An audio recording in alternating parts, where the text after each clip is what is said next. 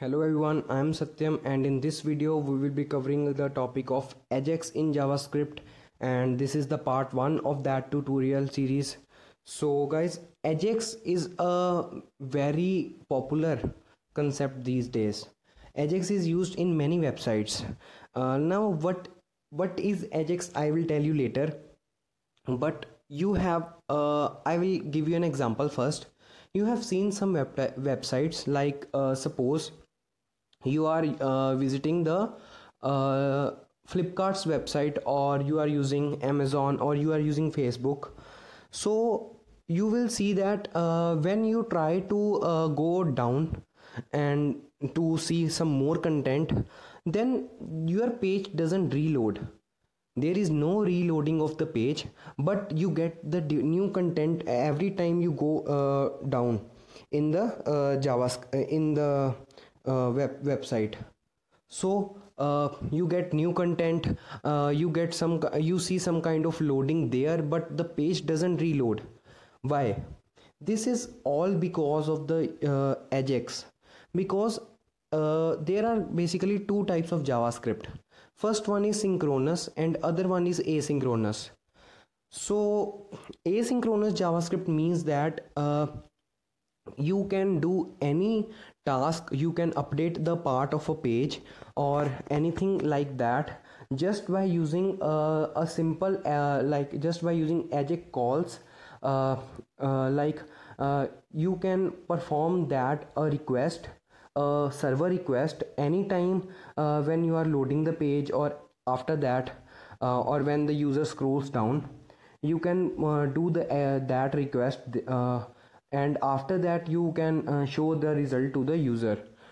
So the users doesn't see any kind of loading, but the content is changed. This all happens due to the asynchronous behavior of JavaScript. So Ajax stands for asynchronous JavaScript and XML. So XML is basically used, but you can in Ajax, but you can also use JSON. I prefer JSON because I know how to work with JSON, and I don't need to learn about and don't want to learn about the XML, so I use JSON, and that works perfectly fine for me. So now what we will do is, so we will now cover what is Ajax. So Ajax allows web pages to be updated asynchronously and by exchanging data with the web server behind the scenes. Now suppose you are using Facebook. You don't know what is happening behind the scenes, and you don't know what is actually happening, and you are scrolling down and seeing some new content. Someone is online at some time, and at the other moment that person goes offline. uh, how this all happens, how this change in data happens without the reloading of the page? This all happens due to the Ajax. When you use Facebook, you can see that the if you are familiar with the developer tools of the Chrome or Firefox, you can see that every second you are sending some kind of request to the server, and every second you are receiving some kind of data from the server. So that data is displayed to you, and every second you are seeing that data, and that is due to the Ajax and asynchronous JavaScript. So you don't see any kind of reloading in the page, and this all is happening inside your code, but you are not changing the content actually. So what you can do is, this means that it is possible to update parts of a page without reloading the whole page. So we can change the whole page or the parts of a page without reloading the page, and this gives a very smooth effect to a user, and the user sees that the website is running very smoothly, and he doesn't and uh, uh, the user doesn't care about the data part, like how many data he is sending to the server. No one actually cares about that, but Ajax is using so much amount of more data. If But this gives the dynamic behavior to our websites, and the dynamic is the new static in these days. Like everything is dynamic.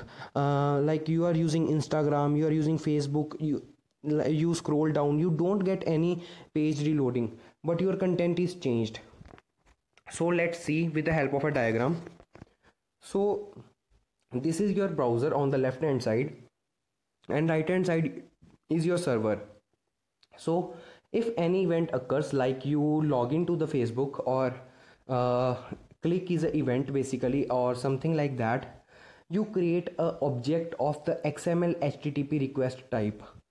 Now we will discuss soon about that. It's basically a HTTP request. Every time you want to send some data, you send a HTTP request. But because we are using XML in Ajax, so we use the XML HTTP request method to create an object, and then we send the HTTP request. When the server receives the HTTP request, it creates the response and send the data back to the browser.